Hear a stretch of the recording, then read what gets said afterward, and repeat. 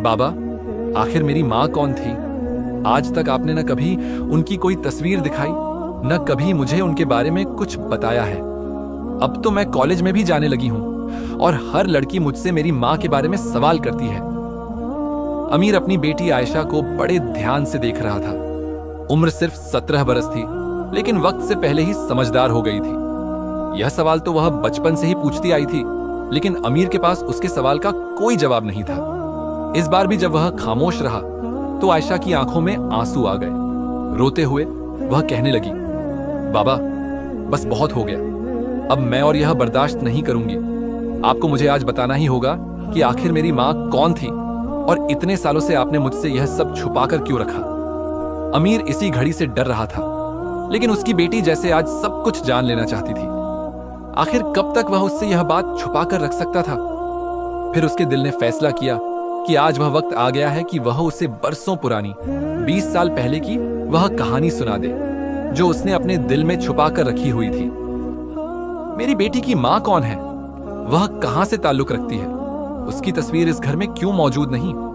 यह एक बहुत बड़ा राज था, एक ऐसा राज जो कई सालों से मैं अपने सीने में दफन करके जी रहा था। अमीर ने सोचा। उसने अपनी बेटी के खूबसूरत चेहरे की तरफ देखा जो अब भी उसके जवाब की इंतजार कर रही थी।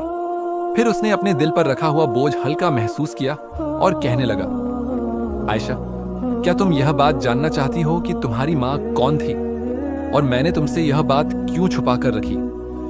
आयशा ने फौरन हाँ में सर हिलाया। यह बहुत लंबी कहानी है बेटा, यहां सामने बैठो, फिर मैं तुम्हें बताता हूं। अमीर माजी के धुंधलके में खो गया। आयशा बड़ी दिलचस्पी से उसकी तरफ देखते हुए अगली बात का इंतजार कर रही थी। अमीर की आंखें कर्ब से सुर्ख हो चुकी थीं। अपने माजी को कुरेदना इतना आसान न था। वह मस्जिद के अंदर कदम रखने ही वाली थी जब किसी ने उसे बुरी तरह से झिड़क दिया था। ए लड़की, वहीं रुक जाओ, तुम जैसी लड़कियों का मस्जिद में क्या काम? वह मौलवी था जो गजबनाक नजरों से उसे देख रहा था। अमीर ने कहानी शुरू की। वह लड़की उदासी से मौलवी को देखते हुए बोली, क्यों? यह आपका अल्लाह का घर है। इसमें हर इंसान को जाने की इजाजत है जो जिंदगी से मायूस और इंसानों का ठुकराया हुआ हो। इस बार मौलवी खामोश हो गया।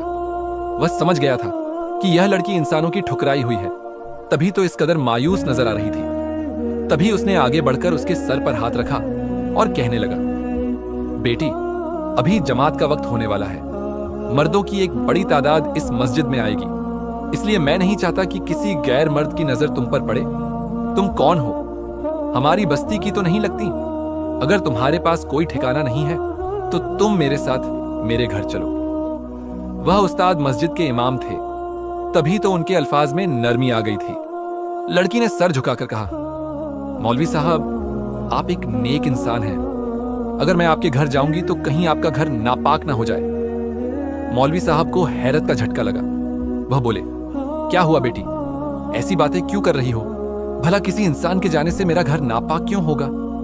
वह कुछ पल खामोश रही, फिर बोली, इसलिए क्योंकि मैं एक हिंदू लड़की हूं। क्या आप यह चाहेंगे कि एक हिंदू लड़की आपके घर में रहे? अब मौलवी साहब को हैरत का झटका लगा। फिर कुछ पल की खामोशी के बाद वह बोले, तुम भले ही हिंदू लड़की हो, लेकिन तुम मेरे लिए बहुत इज्जत के काबिल हो। एक इंसान के नाते मेरे साथ मेरे घर चलो, वहां तुम्हारे रहने के लिए बहुत जगह है।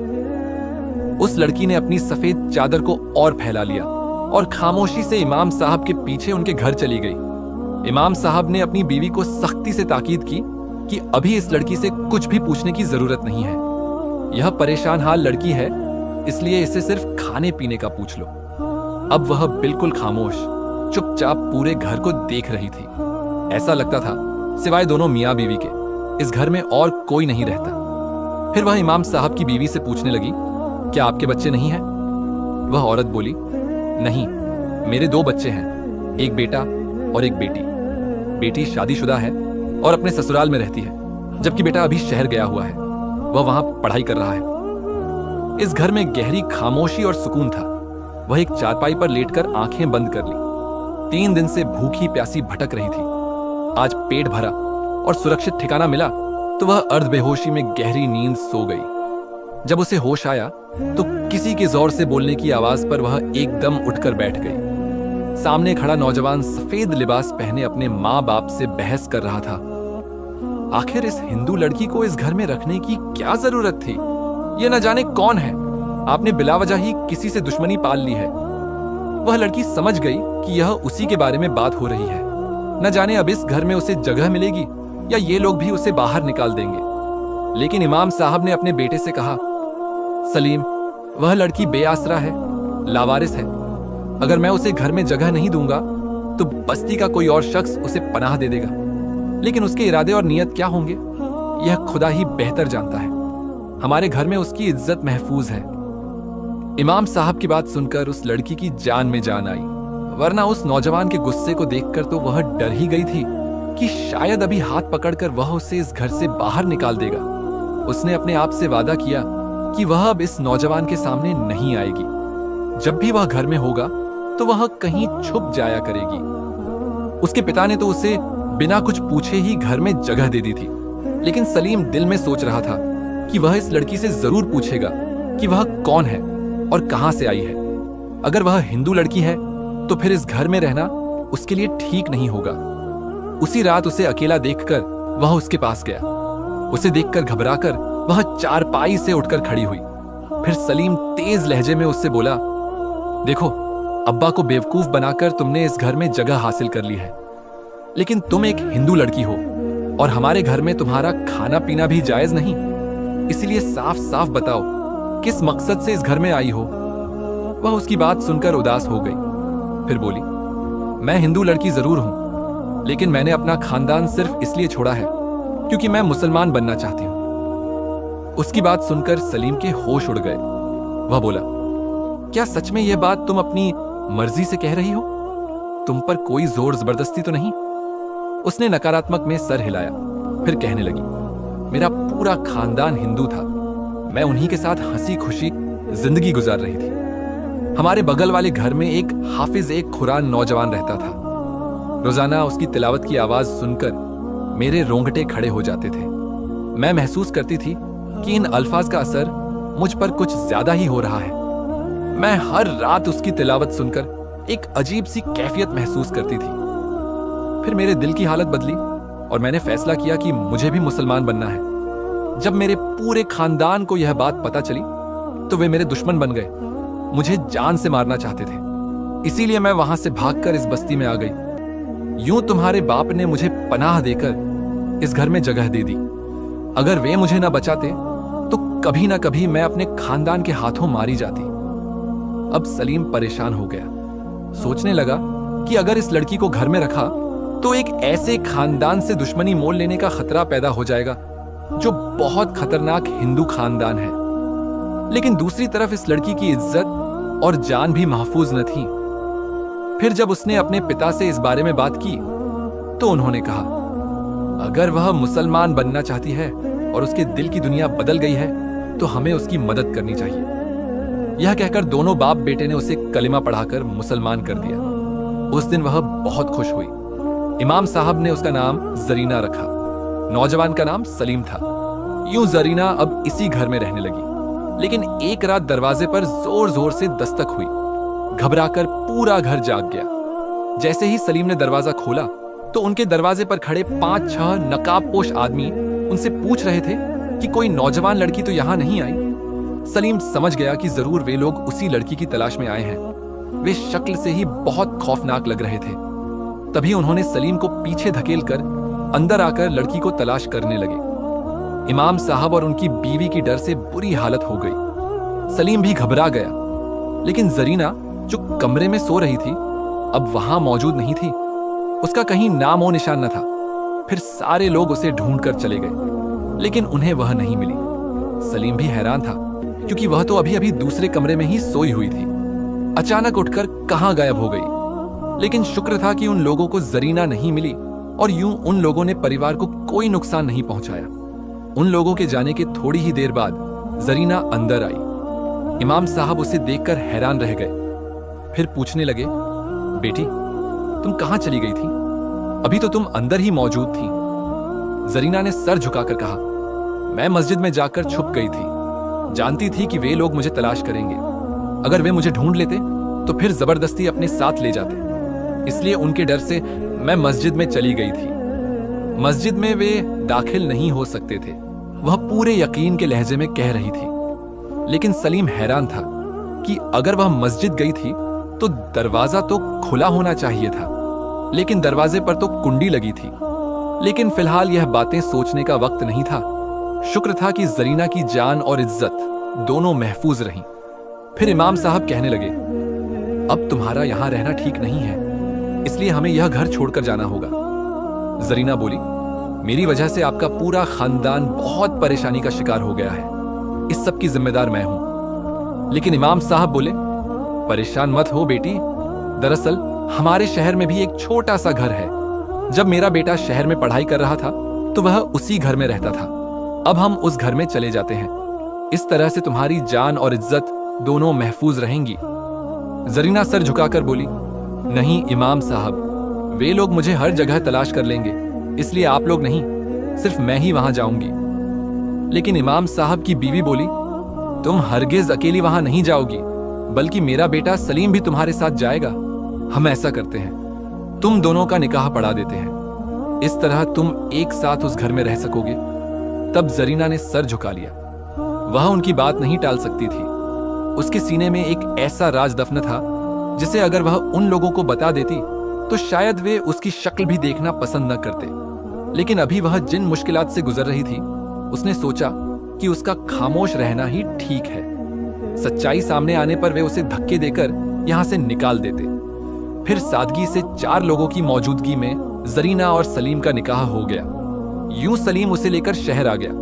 अब वह लड़की मुसलमान हो गई थी और सलीम को भी अच्छी लगने लगी थी। खूबसूरती में भी बेमिसाल थी। वे दोनों शहर में एक कमरे के छोटे से घर में रहने लगे। यह एक छोटी सी बस्ती थी जो शहर से जुड़ी हुई थी। यूं सलीम वहां कामकाज करने लगा। वह एक किताबों की दुकान पर काम करने लगा, जबकि जरीना पूरे घर को संभाल रही थी। यह दोनों की जिंदगी बिल्कुल ठीक ठाक चल रही थी। वे दोनों एक दूसरे के साथ बहुत खुश थे। लेकिन हर रात कुछ अजीब होने लगा। जब सलीम की आधी रात को आंख खुलती तो जरीना बिस्तर से गायब होती। वह उसे ढूंढता हुआ बाहर आता, लेकिन वह उसे कहीं दिखाई नहीं देती। फिर जैसे ही वह कमरे में वापस जाता तो वह बिस्तर पर सो रही होती। यह एक गहरा राज था जिसे वह अभी तक जान नहीं पाया था। फिर जरीना ने उसे खुशखबरी सुनाई कि वह गर्भवती है और जल्द ही उसके बच्चे को जन्म देने वाली है। सलीम को यकीन नहीं आता था कि इतनी जल्दी उसे यह खुशी की खबर मिलेगी। बस्ती में रहने वाले उसके माता पिता भी खैरियत से वहीं रह रहे थे। वे भी जल्द ही उनके पास शहर आने वाले थे, लेकिन कुछ घरेलू मामलों की वजह से अभी वे वहां नहीं आ सके थे। यूं कुछ दिनों बाद ही उनके यहाँ एक खूबसूरत बेटी ने जन्म लिया। बेटी को पाकर दोनों की जिंदगी पूरी हो गई। बेटी अभी सिर्फ 6 महीने की थी जब अचानक कुछ ऐसा हुआ जिसने दोनों की जिंदगी को उजाड़ दिया, खास तौर पर सलीम की जिंदगी को, क्योंकि वह सोच भी नहीं सकता था कि उसके साथ इतना बड़ा धोखा होगा। एक दिन सलीम घर में वापस आया तो गली में अपने घर के सामने भीड़ देखकर वह डर गया। लोगों से पूछा कि क्या मामला है, तो एक आदमी बोला, अरे शुक्र है तुम्हारी जान बच गई, तुम तो बड़ी मुश्किल में फंस जाते। तुम जानते हो, इस मोहल्ले के सामने वाले घर में एक किराएदार रहता था जो बहुत बड़ा आमिल है। जब से वह इस मोहल्ले में आया था कई लोगों के मसले मसाइल हल कर चुका था। लेकिन एक दिन वह एक आदमी से कहने लगा कि मुझे इस मोहल्ले से एक जिन्नी की बू महसूस होती है। मैं जिन्नात के बारे में बहुत ज्यादा जानता हूं, इसलिए उनकी मौजूदगी दूर से ही महसूस कर लेता हूं। क्या यहां पर कोई घर आसेबज़दा है? सारे मोहल्ले वाले हैरान रह गए, क्योंकि ऐसा कोई घर तो वहां नहीं था। लेकिन आमिल कहने लगा, तुम मेरी बात मानो या ना मानो, यहां पर एक जिन्नी रह रही है। सब लोगों के होश उड़ गए। फिर आमिल ने कुछ लोगों को अपनी आंखों से दिखाया कि किस तरह उनके मोहल्ले में एक जिन्नी लड़की के रूप में कई दिनों से बड़े आराम से रह रही थी। ऐसा ना हो कि वह तुम्हें कोई नुकसान पहुंचा दे। मैं इस जिन्नी के कबीले से अच्छी तरह वाकिफ हूं। यह जिन्नी एक हिंदू मजहब से ताल्लुक रखती है और इसका पूरा कबीला भी हिंदू है। तुम लोग क्या कर रहे हो? ऐसा ना हो कि इस मनहूस की वजह से तुम्हारा इस शहर में रहना मुश्किल हो जाए। यह सुनकर सब लोग डर गए। यूं सभी ने मिलकर फैसला किया कि वे उस जिन्नी को वहां से निकाल कर ही रहेंगे। नौजवान, तुम्हारे साथ भी बहुत बड़ा धोखा हुआ है। भला पूछो तो सही कि उस जिन्नी ने तुम्हारे साथ ऐसा क्यों किया? क्या बचपन से ही ये तुम्हारे साथ रह रही थी? मुझे लगता है ये तुम पर आशिक हो गई थी। चलो अब इसे यहां से निकाल दो, वरना हम सबका जीना हराम हो जाएगा। सलीम डर से कांप गया। चिल्लाकर उन आदमियों से कहने लगा, यह क्या? तुम मेरी बीवी पर इल्जाम लगा रहे हो। वह एक लड़की है, न कि कोई जिन्नी। मैं इतने सालों से उसके साथ रह रहा हूं, आज तक मैंने कुछ ऐसा महसूस नहीं किया।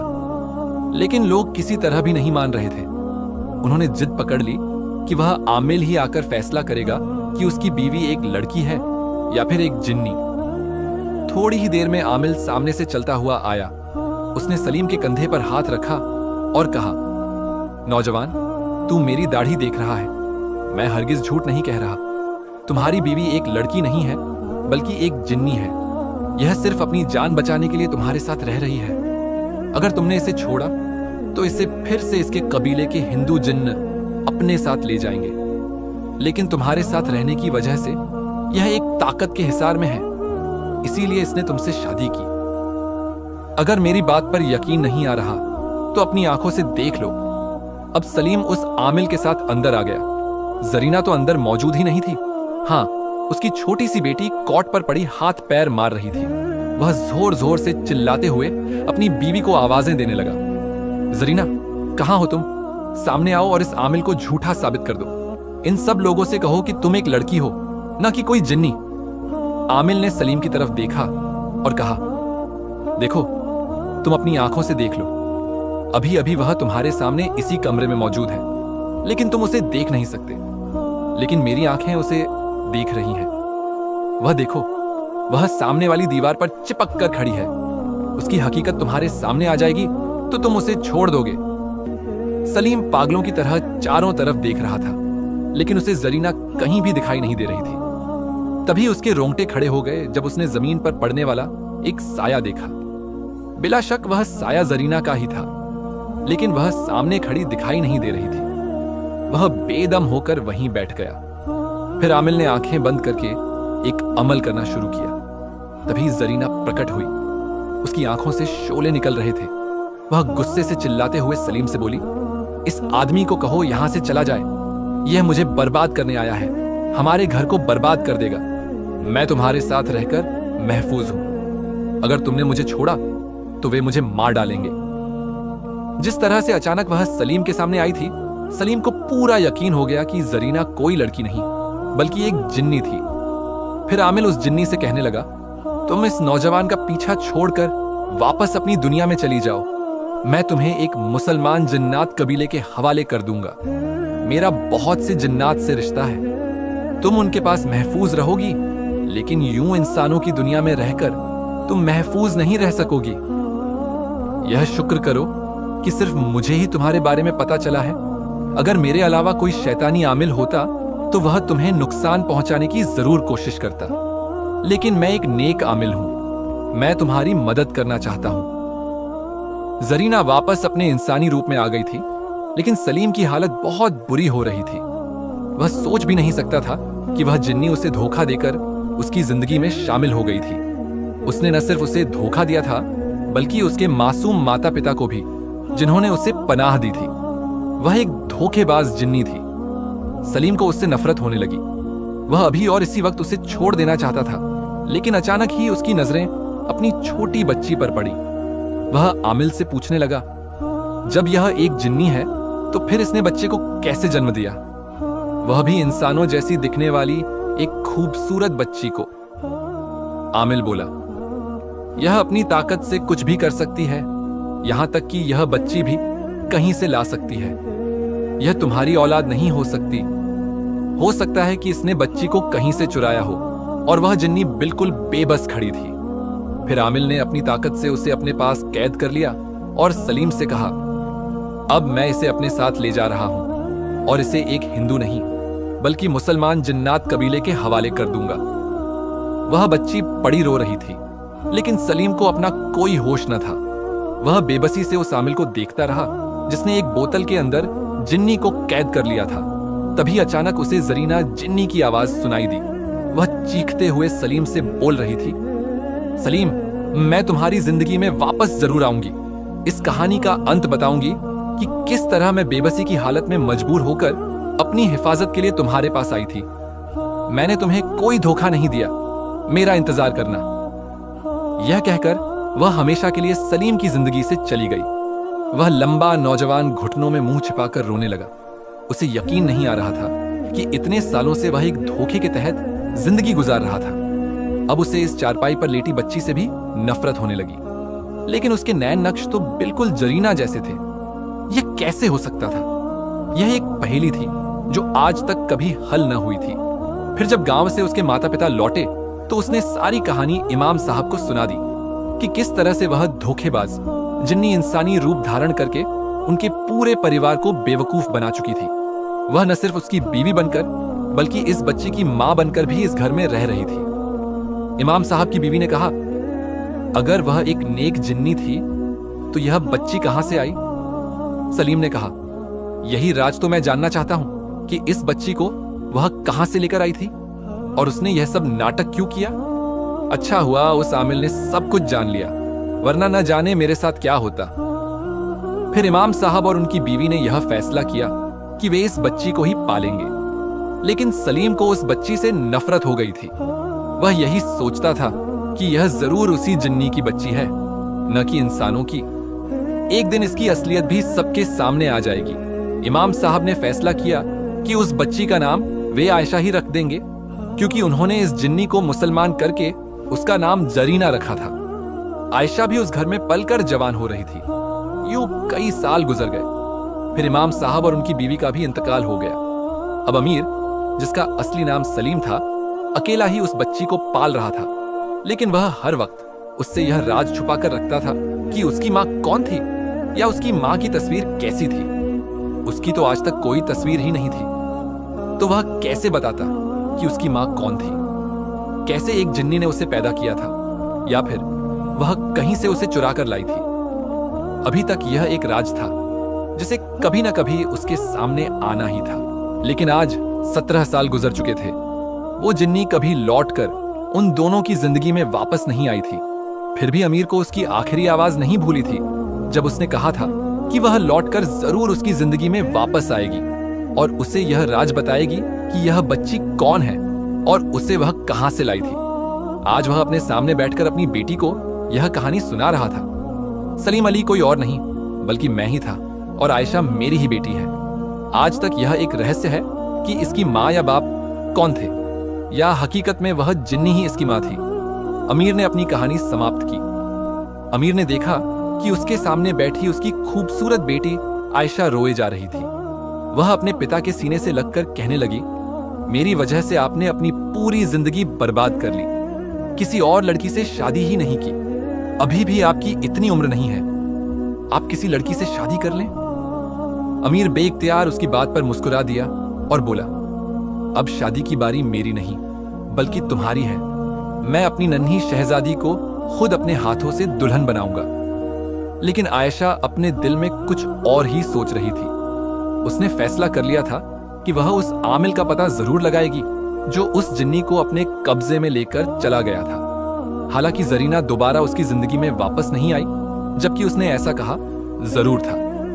अब दोनों पिता बेटी ने वह पुराना शहर छोड़ दिया था, लेकिन अभी भी आयशा के जहन में उस जिन्नी का अक्स मौजूद था। उसे वह एक कमरे का मकान अच्छी तरह से याद था। फिर दूसरे दिन जैसे ही कॉलेज से छुट्टी हुई, वह अपने पिता को बताए बिना उसी बस्ती में जा पहुंची। उसे अच्छी तरह वह मकान याद था। फिर मोहल्ले के बूढ़े लोगों से उस आमिल के बारे में पूछने लगी जो कई सालों तक इस मोहल्ले में रहता था। बस्ती के सारे लोग उस आमिल के बारे में अच्छी तरह से जानते थे, क्योंकि आमिल ने कई लोगों की वहां रहकर मदद की थी। वैसे तो वह अपने किसी जरूरी काम से इस बस्ती में रहने आया था, लेकिन जब लोगों की परेशानियां सुनता तो उनकी मदद जरूर करता था। आखिरकार आयशा को पता चल ही गया कि वह आमिल कहां रहता है। उसने उसका पूरा पता मालूम कर लिया। दूसरे दिन वह अपने पिता से कहने लगी, बाबा, हम उस आमिल के पास जरूर जाएंगे। हम उससे पूछेंगे कि आखिर वह जिन्नी इस वक्त कहां है। अगर वह इतना ही जिन्नात के बारे में जानता है तो वह जरूर हमें बताएगा कि इस वक्त वह जिन्नी किस हाल में है। कहीं उस आमिल ने उसे मार तो नहीं डाला। आयशा तो एक नादान लड़की थी, लेकिन अमीर अच्छी तरह जानता था कि वह जिन्नी बहुत मक्कार थी। उसने न सिर्फ उसे धोखा दिया था, बल्कि उसकी जिंदगी में जबरदस्ती शामिल हो गई थी। माँ बाप ने तो जबरदस्ती उस पर तरस खाकर उसके साथ निकाह कर दिया था, लेकिन अगर वह अपनी असलियत बता देती तो वह कभी भी उसकी खातिर अपनी जिंदगी बर्बाद न करता। आयशा के जिद करने पर अमीर उस आमिल के पास चला गया। आज कई साल गुजर चुके थे। वह पहले से भी ज्यादा बूढ़ा हो गया था, लेकिन अनुभव में भी बढ़ गया था। अमीर पर पहली नजर डालते ही वह उसे पहचान गया। कहने लगा, नौजवान, तुम वही हो ना जो कई साल पहले एक जिन्नी के साथ रह रहे थे और उसे अपनी बीवी समझते थे? अच्छा, तो यह है वह लड़की जिसे वह जिन्नी न जाने कहां से उठाकर लाई थी और इसे तुम्हारे सामने अपनी बेटी कह दिया था। माशाअल्लाह, बहुत खूबसूरत है तुम्हारी बेटी। अच्छा हुआ तुमने इसे पाल पोस कर जवान किया। तुमने एक बहुत ही नेक काम किया है। अमीर सर झुकाकर उसके सामने बैठा रहा। फिर आयशा बोली, बाबा जी, मैं उस जिन्नी से एक बार मिलना चाहती हूं। वह इस वक्त कहां है? आमिल ने ध्यान से उस छोटी लड़की को देखा, फिर कहने लगा, वह इस वक्त बिल्कुल खैरियत से है। अपने मुसलमान जिन्नात कबीले के साथ रह रही है। बल्कि तुम्हें बताता चलूं कि वह एक मुसलमान जिन्न के साथ शादी भी कर चुकी है और आज उसके कई बच्चे हैं। आमिल की बात सुनकर अमीर के होश उड़ गए। क्या वाकई वह अपनी नई जिंदगी शुरू कर चुकी थी, जबकि वह अभी तक इस धोखे का शिकार हुआ अकेला जिंदगी गुजार रहा था? उसे बेहद गुस्सा आया। वह आमिल से बोला, मैं उस धोखेबाज जिन्नी से एक बार मिलना चाहता हूं। मुझे यह जानना है कि आखिर वह इस मासूम बच्ची को कहां से उठाकर लाई थी। यह ना हो कि इसके माँ बाप मुझे बद्दुआएं दे रहे हों कि उनकी बच्ची को छीनने वाला कौन है, और मैं ही तो हूं। आमिल ने कहा, ठीक है, तुम दोनों बाप बेटी उससे एक बार मिल सकते हो। मैं कल ही उसे पैगाम भिजवा दूंगा। वह भी अपने मौकिल जिन्नात के हाथों जरूर तुम्हारे सामने हाजिर हो जाएगी। हाँ, बात यह है कि वह शर्मिंदगी और जिल्लत के मारे तुम्हारे सामने नहीं आती, क्योंकि उसे यह शर्मिंदगी खाई जाती है कि वह तुम्हारा सामना कैसे करेगी। आखिरकार इतने सालों से वह तुम्हें धोखा देकर तुम्हारे साथ रह रही थी। लेकिन अमीर भी बड़े गुस्से में था, इसलिए उस आमिल से कहा कि वह एक बार जरूर उससे उन सवालों के जवाब जानना चाहता है। यूं आमिल ने उससे वादा कर लिया कि वह उससे मिलने जरूर आएगी। दूसरे दिन अमीर उस जिन्नी के इंतजार में था, लेकिन उससे ज्यादा इंतजार आयशा की आंखों में था। वह यह राज जानना चाहती थी कि आखिर वह किसकी बेटी है और वह जिन्नी उसे कहां से उठाकर लाई थी। पूरा दिन गुजर गया, लेकिन उनके सामने कोई भी नहीं आया। आयशा भी थकान से चूर हो गई। अमीर भी बेखबर कुर्सी पर बैठा ही सो गया था। अचानक ही उसे अपने कमरे में अजीब सी हलचल महसूस हुई, जैसे वहां कोई आया हो। आयशा भी चौंक कर उठी, जबकि अमीर भी इधर उधर देखने लगा। लेकिन अचानक ही सामने दीवार पर पड़ा एक साया उसे महसूस हुआ। उस साये को वह कैसे भूल सकता था? सालों पहले भी उसने ऐसा ही एक अजीब साया देखा था, जो उस जिन्नी का था। अमीर जरा भी डरा नहीं, जबकि आयशा डर कर उसे लिपट गई। वह हैरत और डर से उस लंबे साये को देख रही थी। अमीर उस साये को देखते हुए बोला, मैं तुम्हें पहचान गया हूं। तुमने मुझसे वादा किया था कि तुम उन सवालों का जवाब देने जरूर लौटोगी, लेकिन तुम अपना वादा भूल गई। आखिरकार तुमने साबित कर दिया कि तुम एक मक्कार जिन्नी थी और साथ ही धोखेबाज भी, जिसे इंसानों को बेवकूफ बनाना खूब आता है। अचानक उस जिन्नी की सिसकती हुई आवाज आई। वह रोते हुए कहने लगी, मैं हरगिज धोखेबाज नहीं हूं, लेकिन मुझे मेरी परेशानियों ने ऐसा करने पर मजबूर किया। अचानक ही वह दोनों के सामने प्रकट हो गई। आज भी वह उतनी ही जवान और खूबसूरत नजर आ रही थी जितनी सालों पहले अमीर ने उसे देखा था। आयशा हैरत से आंखें फाड़े उसे देखे जा रही थी। जरीना रोते हुए बोली, मैं बेबस हो गई थी। मेरी मजबूरियों ने मुझे यह कदम उठाने पर मजबूर किया था। मैं कभी भी किसी इंसान की जिंदगी में दाखिल नहीं हुई थी, न ही मैंने कभी किसी इंसान का सामना किया था। तुम्हारे वालिद साहब को मैंने जो भी कहानी सुनाई थी वह सब हकीकत पर आधारित थी, लेकिन उसमें झूठ सिर्फ यह था कि मैंने उनसे कहा कि मैं इंसान हूं। जबकि हकीकत में मैं एक जिन्नी थी।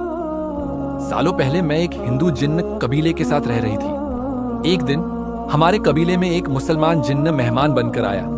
मैं उस वक्त जवान और खूबसूरत थी। मैंने कभी किसी मुसलमान जिन्न को नहीं देखा था, लेकिन जब वह रातों को उठकर इबादत करता, कुरान पाक की तिलावत करता, तो मैं उसे अपनी इबादत में मशगूल देखकर उस पर आशिक हो गई। अब मैं किसी तितली की तरह उसके इर्द गिर्द घूमती रहती थी और उसे मजबूर करती थी कि वो भी मेरी तरफ आकर्षित हो जाए, जैसे मैं उसे दीवानावार प्यार करने लगी थी। लेकिन वह भी एक पक्का मुसलमान था। आंख उठाकर भी मुझे नहीं देखता था, लेकिन मुझे उसकी इबादत, उसके कुरान से इश्क हो गया था। मैं उसी की तरह बनना चाहती थी। फिर एक दिन जब मैंने उसके सामने अपनी इच्छा जाहिर की, तो वह बोला कि ऐसा मुमकिन नहीं, क्योंकि मैं यहां पर मेहमान बनकर आया हूं। मैं नहीं चाहता कि मैं इन हिंदू जिन्नात के साथ धोखा करूं। लेकिन मैं उसके इश्क में इतनी डूब चुकी थी कि कुछ भी करने को तैयार थी। फिर धीरे धीरे मैं उससे हर रात चुपके चुपके कुछ ना कुछ सीखने लगी। कभी उसका कुरान, कभी नमाज पढ़ने का तरीका, कभी उसकी आवाज में तिलावत। यूं मेरे दिल पर भी इस्लाम का असर होने लगा। अब मैं पूरी तरह से मुसलमान बनना चाहती थी। मैं सोच रही थी कि जब यह जिन्न वापस अपने कबीले में जाएगा तो मैं उसके साथ यहां से भाग जाऊंगी, लेकिन ऐसा हो न सका। एक दिन वह हमेशा के लिए कबीले से चला गया और मैं उसका इंतजार करती रह गई। अब तो मैंने यह फैसला कर लिया था कि मैं एक मुसलमान जिन्नी बनना चाहती हूं। फिर मुझे कुछ समझ में न आया और मैं रातों रात अपने कबीले से भाग गई। लेकिन जैसे ही कोई जिन्न कबीले से भागता है, सरदार को तुरंत खबर हो जाती है, और ऐसा ही हुआ। उन्होंने मेरे पीछे अपने कबीले के खतरनाक शैतान जिन्न भेज दिए। मैं घबराकर एक मस्जिद में पनाह लेना चाहती थी, लेकिन वहां भी मुझे मुसलमान इंसानों ने देखा। मुझे ऐसा लगा कि मेरे पास इसके सिवा कोई चारा नहीं कि मैं इंसानी रूप धारण करके मुसलमानों की बस्ती में पनाह ले लूं। मेरे पास कई ताकतें थी और यूं मैं बड़े आराम से उस घर में रहने लगी। किसी को भी पता नहीं चला कि मैं एक जिन्नी थी। मैं हर वह काम करती थी जो एक मुसलमान लड़की करती है। फिर मेरे कबीले के शैतान जिन्न मुझे ढूंढते हुए वहां तक पहुंच गए, लेकिन मैं एक मस्जिद में जाकर छुप गई थी। यूं वे निराश लौट गए। वे मस्जिद में कदम भी नहीं रख सकते थे, इसलिए मैं सुरक्षित रही। हर बार जब मैं सलीम को देखती तो मुझे उसी मुसलमान जिन्न की याद आती थी जिसके इश्क में मैं गिरफ्तार थी। जब इमाम साहब ने मेरे सामने यह जिक्र किया कि वे अपने बेटे से मेरा निकाह करना चाहते हैं, तो मेरे पैरों तले से जमीन निकल गई। लेकिन मैंने सोचा कि इसके सिवा मेरे पास कोई ठिकाना भी नहीं है। अगर मैं सलीम के साथ रहूंगी तो महफूज रहूंगी। यही सोचकर मैं सलीम की जिंदगी में शामिल हो गई। फिर एक दिन मैंने यह फैसला किया कि जिस तरह औरतें बच्चे पैदा करती हैं, मैं भी सलीम के लिए एक बच्चा लाऊंगी, लेकिन मैं किसी दूसरे तरीके से वो बच्चा हासिल करना चाहती थी। फिर मैंने झूठ मूठ सलीम से कह दिया कि मैं हामिला हूं और जल्द ही मेरे यहां एक बच्चा आने वाला है। यूं कई महीने बीत गए। फिर एक दिन जब मैं दरगाह से वापस लौट रही थी तो मैंने एक पेड़ के नीचे एक औरत को देखा। वह उस वक्त बहुत तकलीफ में थी, शायद उसे बच्चा होने वाला था। मैंने उसकी मदद करने का फैसला किया, लेकिन जैसे ही बच्ची इस दुनिया में आई, वह औरत बोली कि यह बच्ची तुम ले जाओ। अगर यह मेरे पास रही तो न सिर्फ वे लोग मुझे मार डालेंगे, बल्कि इस बच्ची को भी खत्म कर देंगे। वह एक छोटी सी खूबसूरत बच्ची थी। मैं हैरान रह गई कि मुझे तो सब कुछ बिना मांगे ही मिल गया, क्योंकि घर आते ही मैंने उस बच्ची को कपड़े में छिपाया और सलीम के सामने कहा कि इस बच्ची को मैंने जन्म दिया है। यूं हमारी जिंदगी बिल्कुल ठीक चल रही थी, लेकिन फिर वह आमिल आया और एक बड़ा तूफान ले आया। उसने मेरी सारी हकीकत सलीम के सामने बता दी। यह भी सच था कि मैंने सलीम को धोखा देकर उसकी जिंदगी में प्रवेश किया था।